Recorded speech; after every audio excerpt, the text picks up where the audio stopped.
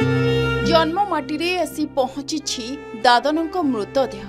अपराह्न समय गाँव में मृतदेह पहुंचवा पर गाँव में खेली जाइथिला शोकर छाया।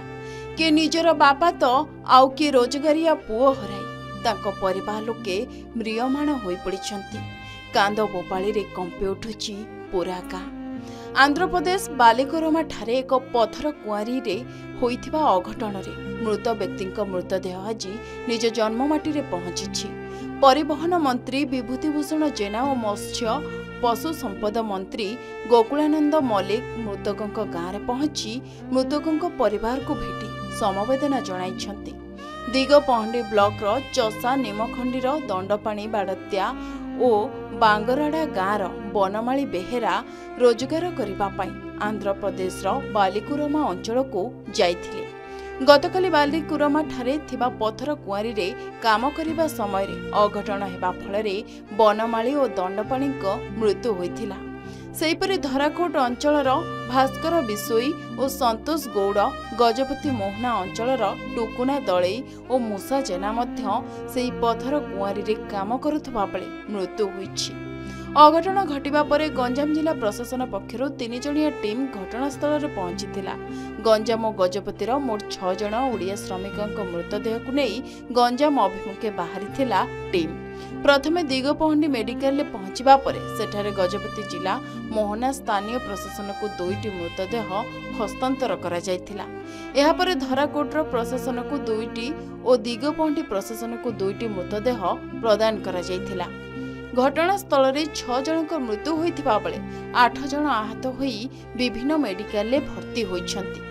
सेपटे बनमाली सह अन्य मृतक माने पंजीकरण करी जाइथिले ना कोनोसी दलाल को जरिए रे आंध्र को काम करबा को जाइथिले से नै तदंत कराजिबो बोली कहिसंती श्रम विभागर डिविजनल कमिश्नर। आज अपराह्न 2टारे बनमाली मृतदेह बांगरड़ा गाँव में पहुंचीथिला। एहा परे गाँव में पहुंचीथिले वाणिज्य और परिवहन मंत्री विभूतिभूषण जेना और मत्स्य और पशु संपद मंत्री गोकुलानंद मल्लिक। 2 मंत्री मृतक बनमाली परिवार को भेटी समवेदना जणाइबा सह दुख प्रकाश करथिले। आम जिलार 4 जण जीवन एवं गजपतिर मध्य पाखरे आकु लागिन मध्य ये अंचल लोक मैंने जाऊे कम करने ये गोटे पुराना प्रैक्टिस आको आम सरकार बहुत आलोचना यार माने समाप्त हम या अहर निश्चय चेष्टा कर मुख्यमंत्री दादन मुक्त गंजाम ये गला गोटे पटे कथा। आज जो भाया गत काली अभावन घटना पर आम 2 मंत्री ये पहुंचु आम जिला सभापति अच्छा समस्त नेतृवृंद पहुंचु समवेदना ज्ञापन करने आम पाखे भाषा भी नहीं।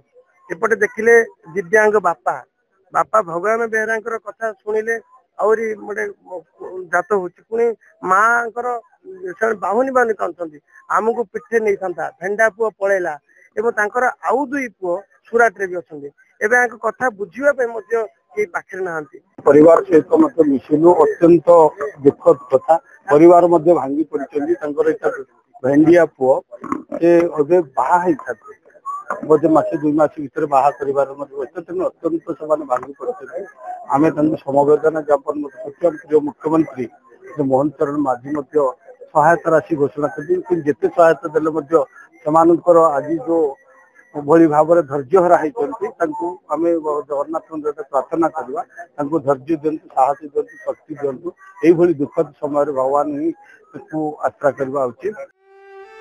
मुख्यमंत्री मोहन चरण माझी मृतकों परिवार को 4 लाख टंका प्रदान करिसेंती।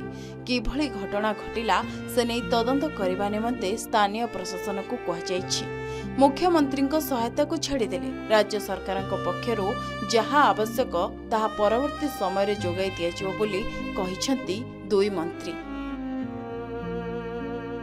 गंजाम ब्रह्मपुर रवींद्र डाकुआ रिपोर्ट के न्यूज ओडिशा।